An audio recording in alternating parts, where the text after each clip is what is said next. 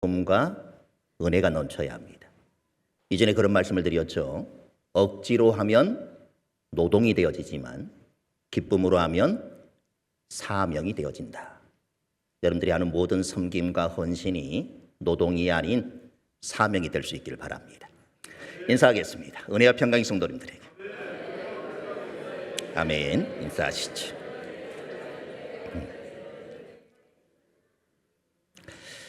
오늘도 하나님을 예배하기 모인 여러분 모두에게 하나님의 은혜와 평강이 충만하게 흘러넘치기를 소망합니다. 사사오경에 속하는 중용과 유대 경전인 대학에 나오는 신독이라 이런 단어가 있습니다. 혼자 있어도 도리에 어긋남이 없도록 삼간다 이런 뜻을 가지고 있습니다. 공자의 손자인 자사가 한 말이라고 합니다. 개인 수양의 최고의 단계가 바로 이 신독이라고 합니다. 신독이란 보거나 듣는 사람이 없는 혼자 있을 때에도 도리에 어긋나는 행동이나 생각하지 않는 그런 마음과 태도를 말하고 있습니다. 남이 볼까 두려워 쓰레기를 버리지 않는 것이 아니라 남이 안 볼 때에도 쓰레기를 버리지 않는 것. 이 경지가 바로 신독의 경지라 이렇게 말합니다. 신독은 군자의 덕목으로 알려져 있어 스스로 군자이기를 바란 선비들은 주변에 누가 있든 없든 홀로 있을 때 흐트러짐이 없이 잘못된 생각조차 멀리하려고 노력을 했다라고 합니다. 우리 고사성어에는 이 신독이라는 말과 반대되는 개념의 그런 고사성어가 많습니다. 이런 것들이 있죠. 겉과 속이 다르다라고 하는 표리부동, 여우가 호랑이의 위세를 빌어 다른 짐승을 놀라게 한다는 뜻의 호가호이라는 그런 말도 있습니다. 또 양두구육이라 이런 말도 있는데 밖에는 양머리를 걸어놓고 안에서는 개고기를 판다라고 하는 그런 말입니다. 신독은 조선시대 태계 위양 선생님이 배워서 평생토록 신조로 삼은 말씀이라 이렇게 전해지기도 합니다. 아마 시인 윤동주가 죽는 날까지 하늘을 우러러 한 점 부끄러움이 없기를 이렇게 읊조린 것도 같은 맥락이었을 것입니다. 빌 하이벨스 목사님이 쓰신 아무도 보는 이 없을 때 당신은 누구인가 이런 제목의 책이 있습니다. 제목부터가 가슴에 끈 찔림을 주는 그런 제목입니다. 아무도 보는 이 없을 때 당신은 누구입니까? 아무도 보는 이 없을 때 진정한 인격이 드러나라는 그런 주제로 성숙한 인격의 8가지의 차질을 다루고 있습니다. 첫 번째가 용기고, 두 번째가 자기 통제력, 세 번째가 비전, 네 번째가 인내, 다섯 번째가 온유한 사랑, 여섯 번째가 엄한 사랑, 일곱 번째가 희생적인 사랑, 여덟 번째가 파괴적인 사랑. 이 책은 각 장이 서로 떨어져 있는 게 아니라 긴밀하게 연결이 되어 있습니다. 그래서 아무도 없을 때 드러나는 인격에 대해 정말 쉽고 이해가 편하게 잘 설명이 되어져 있습니다.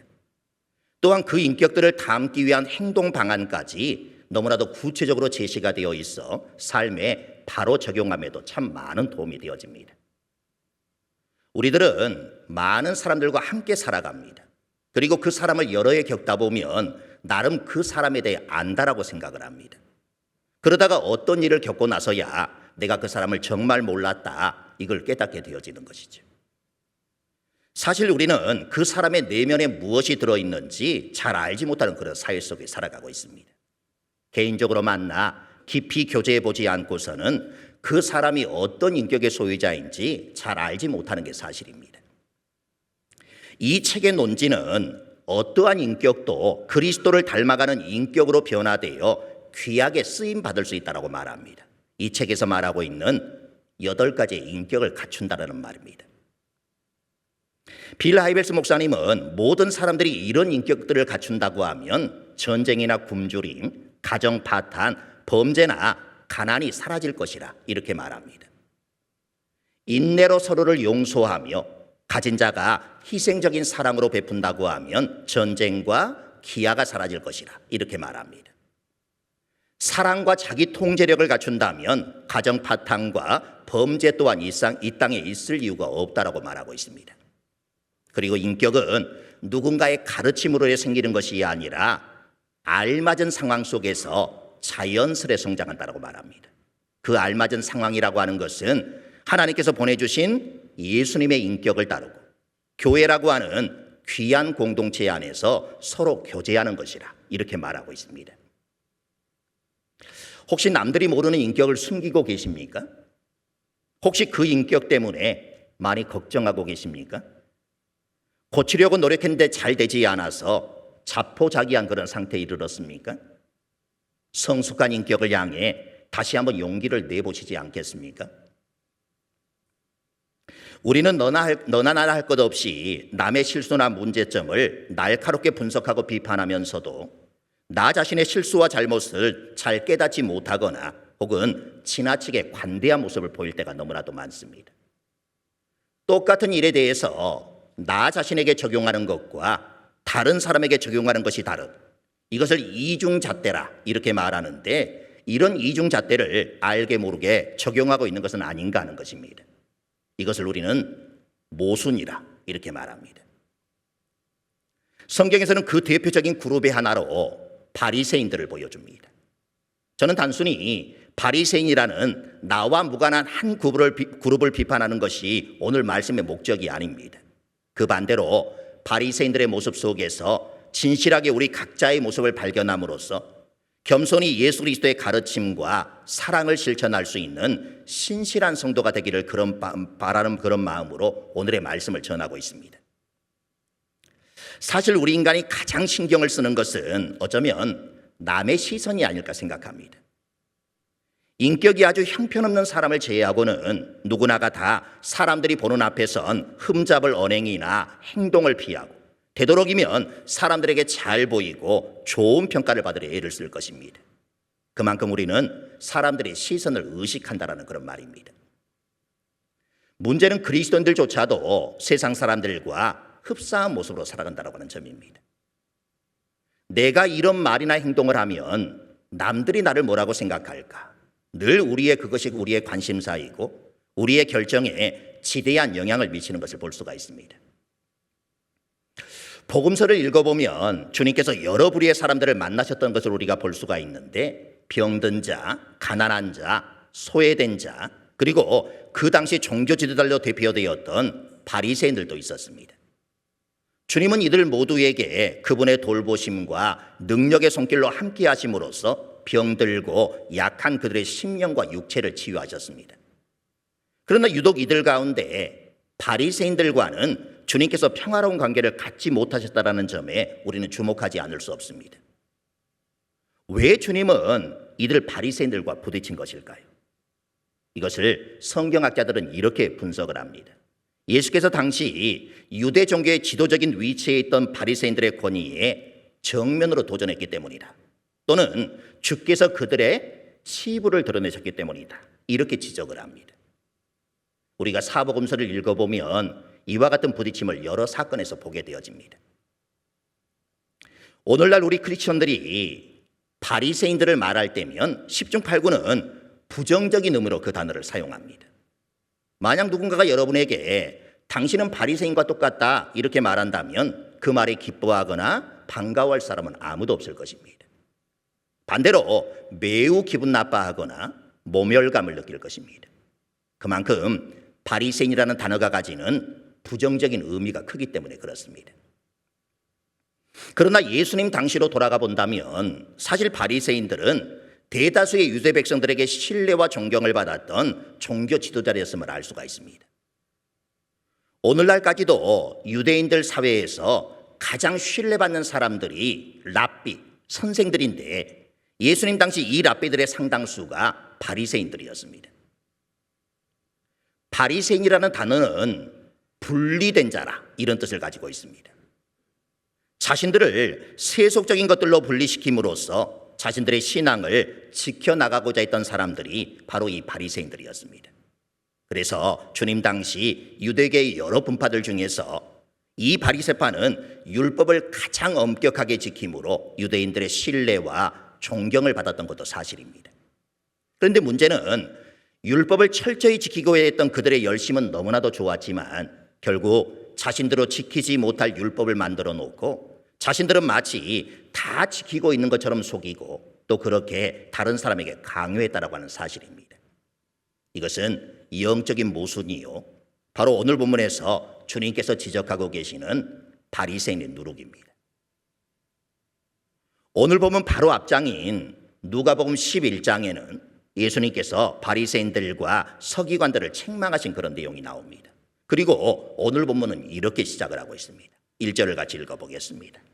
그동안에 무리 수만 명이 모여 서로 밟힐 만큼 되었더니 예수께서 먼저 제자들에게 말씀하여 이르시되 바리새인들의 누룩 곧 외식을 주의하라. 그동안에라는 말은 어떤 한 일이 일어나는 동안에 이런 뜻을 갖습니다. 그러므로 이 말은 11장의 마지막 사건, 곧 예수님께서 바리새인들과 서기관들에게 화를 선포하시고 거기서 나오실 때 바리새인들과 서기관들이 예수님께 맹렬히 달라붙어 밀치며 여러 가지 말로 힐문하는 그런 일이 일어나는 동안을 말합니다. 예수님과 바리새인들과 서기관들 사이에 이런 일이 일어나고 있을 때 무리 수만 명이 모여들었습니다. 예수님께서는 무리 수만 명이 모여들어 서로 밟힐 정도가 되었을 때 먼저 제자들에게 말씀을 하셨습니다. 사실 여기서 예수님께서 먼저 제자들에게 말씀하셨다 이렇게 되어 있지만 사실 제자들만을 염두에 둔 것은 아닐 것입니다. 예수님께서 제자들에게 말하면서 자연스럽게 거기 모여든 무리들도 듣도록 이 말씀을 하고 계시는 것입니다. 먼저 예수님은 제자들에게 바리새인들의 누룩 곧 외식을 주의하라 이렇게 말씀을 하고 계십니다. 누룩이 무엇입니까? 누룩은 밀가루 반죽을 부풀릴 때 쓰는 그런 것입니다. 빵을 만들 때 밀가루에 넣어두면 빵 사이에 효모가 발효함으로써 가스가 생겨서 빵을 크게 부풀어 오게 하는 것이 바로 이 누룩이 하는 역할입니다. 실제로는 그렇지 않은데 그럴싸하게 변화시키는 능력을 가지고 있습니다.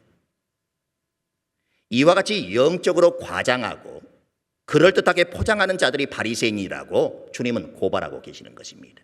이것이 곧 바리새인들의 누룩입니다. 주님은 제자들에게 바리새인들의 누룩 곧 외식을 주의하라 이렇게 말씀하고 계십니다. 외식이라고 하는 단어는 가면을 쓰고 무대에서 연기하는 것을 의미합니다. 즉 자신의 진짜 모습은 감추고 사람들을 기쁘게 하기 위해 연기를 하는 것입니다. 그러므로 외식이라는 말은 실제가 아닌 것을 가장하는 그런 행위로서 겉다르고 속다른 이중적인 위선을 의미합니다. 서두에 말씀드린 표리부동한 그런 모습입니다. 예수님께서 바리새인의 외식을 누룩에 비유하고 계시는 것은 그들이 마음속으로는 종교적, 도덕적인 그런 교만과 경건하지 못한 모습을 가득 안고 있으면서도 겉으로는 거룩한 교훈을 요구할 뿐만 아니라 가장 경건한 척함으로 마침내 다른 사람들에게 좋지 않은 영향을 끼치는 것을 지적하기 위해서였습니다. 외식하는 자는 자신의 내면의 믿음과 생각을 감추고 다른 사람에게 보여주기 위해 다르게 행동을 합니다. 그러므로 외식하는 자는 두 가지의 모습으로 살아가는 자인 것입니다. 자신의 실제 모습과 사람 앞에서의 모습이 다른 것입니다. 주님은 이사야 선지자의 말씀을 인용하시면서 외식하는 자들에 대하여 이렇게 책망을 하셨습니다. 마가복음 7장 6절을 읽어보겠습니다. 이르시되 이사야가 너희 외식하는 자에 대하여 잘 예언하였도다. 기록하였으되 이 백성이 입술로는 나를 공경하되 마음은 내게서 멀도다. 주님은 입술로는 하나님을 존경하지만 마음은 떠나 있는 그들을 향하여 헛되이 하나님께 예배한다 이렇게 말씀을 하셨습니다. 우리가 하나님을 사랑한다고 입술로는 고백하지만 마음으로 하나님을 떠난 삶은 하나님 앞에서 위선적인 모습으로 보이는 것입니다. 앞에서도 잠시 말씀을 드렸지만 제가 오늘 주님의 말씀을 통해 여러분과 생각하기 원하는 것은 바리새인은 나쁜 사람이라고 판단하는 것이 목적이 아닙니다. 오히려 우리 속에는 너나 할 것 없이 바리새인의 이 외식이 잠재해 있다라고 하는 영적인 그 사실을 자각할 수 있어야 한다는 것입니다. 바리새인들의 누룩, 곧 외식을 주의하라는 오늘 주님의 도전이 바로 그것일 것입니다. 그런데 주님의 말씀 가운데서 천국 시민 헌장이라고 불려질 만큼 성도가 행할 믿음의 삶이 무엇인지를 잘 설명하고 있는 대표적인 말씀이 바로 산상수훈입니다. 주님은 그 산상수훈 가운데서 이렇게 말씀을 하셨습니다. 마태복음 7장 1절부터 5절까지를 읽어보겠습니다. 비판을 받지 아니하려거든 비판하지 말라. 너희가 비판하는 그 비판으로 너희가 비판을 받을 것이요 너희가 헤아리는 그 헤아림으로 너희가 헤아림을 받을 것이니라. 어찌하여 형제의 눈 속에 있는 티는 보고 내 눈 속에 있는 들보는 깨닫지 못하느냐. 보라, 내 눈 속에 들보가 있는데 어찌하여 형제에게 말하기를 나로 내 눈 속에 있는 티를 빼게 하라 하겠느냐. 외식하는 자여, 먼저 내 눈 속에서 들보를 빼어라. 그 후에야 밝히 보고 형제의 눈 속에서 티를 빼리라. 주님의 날카로운 지적에서 볼 수 있듯이 외식하는 자의 가장 대표적인 특징 중에 하나가 뭐냐? 자기 자신에게는 관대하고 남에게는 엄격하다라고 하는 사실입니다. 이것을 요즘 하는 말로 내로남불이라 이렇게 말할 수 있습니다. 이 지점에서 제가 한 가지 엄중한 사실 한 가지를 말씀드린다고 하면 우리 자신은 본질적으로 나 자신에게는 관대하고 남에 대해서는 엄격한 잣대를 들이대는 모순된 존재임을 우리는 인식하고 인정할 수 있어야 한다는 것입니다. 이런 우리의 영적 상태를 인식하고 인정한다는 것이 왜 중요한가? 왜냐하면 이것을 깨닫지 못할 때 우리는 우리 자신도 모르는 사이에 바리새인들의 누룩 곧 외식에 빠지게 되기 때문에 그렇습니다. 외식, 이것이 오늘날이라고 없을까요? 결코 그렇지 않습니다. 이것은 오늘날에도 여전히 나타나고 있습니다. 이것은 인간이 사는 모든 곳에 나타나는 그런 현상입니다. 사람들은 왜 이런 것을 좋아할까요? 왜 알맹이가 빠진 껍데기에 매달리는 것일까요? 그 이유는 그것이 편하기 때문에 그렇습니다. 형식적인 말과 행위는 사람들을 그렇게 성가시게 하지 않습니다. 그렇게 많은 생각을 하지 않아도 되고 더구나 그 형식대로 하기만 하면 되니까 어렵지 않게 말하고 행동할 수 있습니다. 사실 우리의 고민이 바로 이것입니다. 말만 하고 행하지 않는 사람을 경계해야 한다는 것입니다. 또한 자신은 할 수 없거나 하지 못하면서 다른 사람들에게 과도한 짐을 지우는 말과 행동을 하지 말아야 합니다. 말은 참 쉽습니다. 그러나 그 말대로 실행하기란 그렇게 쉽지가 않습니다. 그래서 말만 하는 사람들을 경계해야만 합니다. 그런 사람들과 함께 있으면 같이 전염이 됩니다. 이런 외식은 특히 저와 같은 목회자에게 많이 나타날 수 있습니다. 그래서 야고보 사도는 많이 선생이 되지 말아라 이렇게 말했습니다. 선생이 되려면 많은 말을 해야만 합니다. 그렇게 말을 많이 하다가 보면 자신이 행할 수 없는 그런 말까지 하게 됩니다. 그래서 외식이 생기는 것입니다. 사람들에게서 영광을 취하려 해서는 안 됩니다. 사람들의 영광은 뜬구름과 같은 것이기 때문입니다. 또 그것은 금방 바람과 같고 금세 사라져버립니다. 우리는 기본으로 돌아가야 합니다. 성경으로 돌아가서 그 말씀대로 실천하는 삶을 살아야 하는 것입니다. 2절 3절을 읽어보겠습니다. 감추인 것이 드러나지 않을 것이 없고 숨긴 것이 알려지지 않을 것이 없나니 이러므로 너희가 어두운 데서 말한 모든 것이 광명한 데서 들리고 너희가 골방에서 귀에 대고 말한 것이 지붕 위에서 전파되리라. 죄가 들어온 이후 사람들에게는 감출 것이 생겼습니다. 일반적으로 사람들이 감추려고 하는 것은 다름 아닌 하나님께서 금하신 죄악들입니다. 인간들은 죄를 몰래 지은 후 최선을 다해 그 죄악을 감추는 것이 자연스러운 그런 본성입니다. 한편 하나님은 우리 인간들의 자랑이나 자신의 선행을 드러내지 말라라고 말씀을 하셨습니다. 그러나 우리들은 그러한 것들을 드러내며 자랑하길 좋아합니다. 악한 세대와 악한 사람들에게는 입에 담지도 못할 부끄러운 죄까지도 자랑하는 그런 현상들이 나타나고 있습니다. 그리스도인들이 절대 잊지 말아야 할 간단한 진리 하나는 우리 인생 가운데 감출 수 있는 것은 하나도 없다라고 하는 사실입니다.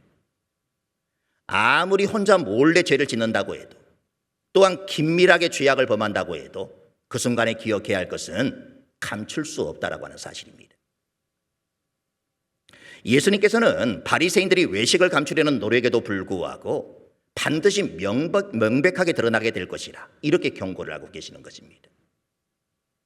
여기 골방이라고 하는 단어는 보물을 보관하거나 극비의 회의를 개최하는 은밀한 곳을 가리키는데, 결국 이들의 음모와 곤모술수는 집 위에서 큰 소리로 만방에 전파되는 것처럼 하나도 남김없이 다 공개될 것이라고 합니다. 사람들이 왜 감추는 것입니까? 다른 사람들을 속여 나의 이익을 취하기 위해서입니다. 아무리 완벽하게 감춘다고 해도 요즘에는 곳곳에 CCTV가 설치되어져 있고 자동차 블랙박스가 1천만 대나 돌아가고 있으며 하늘에 인공위성이 새까맣게 떠서 밤낮을 다 찍고 있습니다. 왜 숨기는 것입니까? 떳떳하지 못하거나 부끄러운 일이기 때문에 그렇습니다. 그러므로 그리스도인들은 언제나 다음과 같은 마음을 가지고 살아야 합니다. 내가 하는 말을 모든 사람들이 다 듣고 있구나. 내가 하는 행동을 지금 모든 사람들이 다 보고 있구나.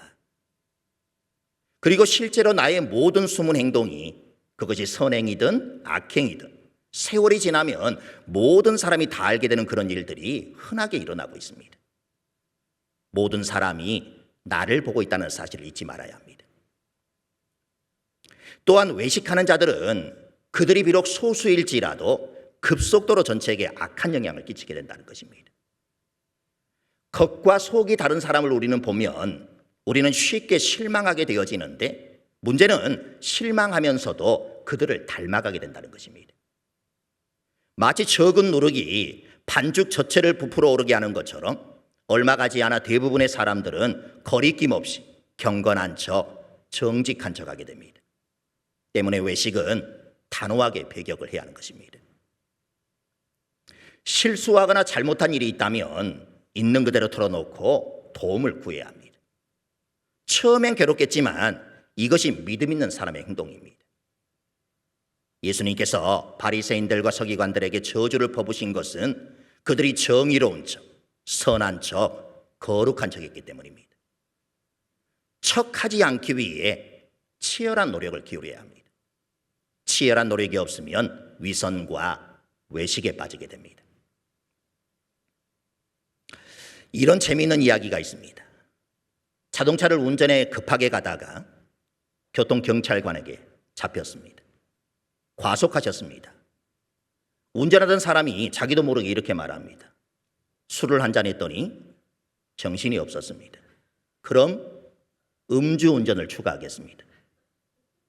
옆에 타고 있던 아내가 자기도 모르게 이렇게 말했습니다.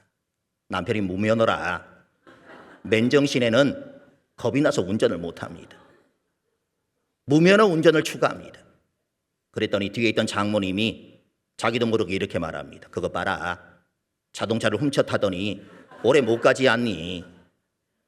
이 말을 들은 경찰관이 이렇게 말합니다. 자동차를 훔친 죄로 체포합니다. 그리고 그 자리에서 붙잡아갔다는 그런 이야기입니다. 이 땅에 살면서 비밀은 없습니다. 착한 일이든 악한 일이든 다 드러나게 되어 있습니다. 특히 마음의 중심을 보시는 하나님 앞에 숨겨질 수 있는 것은 아무것도 없습니다. 다만 하나님께서 그것을 티내지 않으시기에 내가 못 느낄 뿐입니다. 숨기는 것은 하나님과의 관계를 악화시킬 뿐입니다. 이 점에서 많은 사람들이 이 진리를 믿지 못하고 숨어서 범죄를 합니다. 아무도 보지 못하니 괜찮을 것이라 이렇게 생각합니다. 끝까지 비밀이 될 것이라 이렇게 믿는 것입니다. 그렇지 않습니다. 하나님이 보고 계십니다. 그리고 하나님께서 들춰내십니다. 오직 숨겨진 죄악을 감출 수 있는 유일한 비결이 있다면 회개와 함께 십자가 뒤에 숨는 것입니다. 그럴 경우만 주께서는 우리의 죄악들을 깊은 바닷속에 던지십니다. 동이 서에서 먼 것 같이 감추어 주십니다. 그러나 그 외의 모든 죄악은 반드시 다 드러나게 되어 있습니다. 누가복음 6장 43절부터 45절 읽어보겠습니다. 못된 열매 맺는 좋은 나무가 없고 또 좋은 열매 맺는 못된 나무가 없느니라. 나무는 각각 그 열매로 아나니 가시나무에서 무화과를 또는 찔레에서 포도를 따지 못하느니라. 선한 사람은 마음에 쌓은 선에서 선을 내고 악한 자는 그 쌓은 악에서 악을 내나니 이는 마음에 가득한 것을 입으로 말함이니라. 나무는 그 열매로 안다라고 합니다. 가시나무가 무화과를 맺을 수 없고 찔레나무가 포도를 맺을 수 없다라고 합니다. 인간의 마음속에 있는 욕망과 의도는 인간의 성품과 행위로 반드시 나타나게 되어집니다.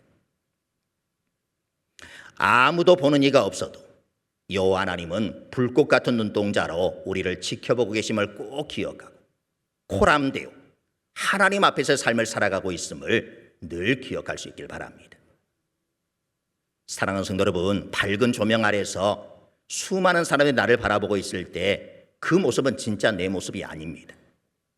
진짜 내 모습을 보는 사람은 우리 집에서 함께 생활하는 아내와 아이들밖에 없습니다. 아니, 사실 그것도 내 진짜 모습이 아닐 수 있습니다. 아내와 아이들조차 보지 못하는 나 혼자 있을 때의 모습이 진짜 내 모습이라는 것입니다. 그래서 우리는 부끄럽지 않기 위해 자꾸 이렇게 되뇌어야 합니다. 아무도 보는 이 없을 때 나는 누구인가? 바로 그 모습이 진짜 내 모습이기 때문에 그렇습니다. 찬양하겠습니다.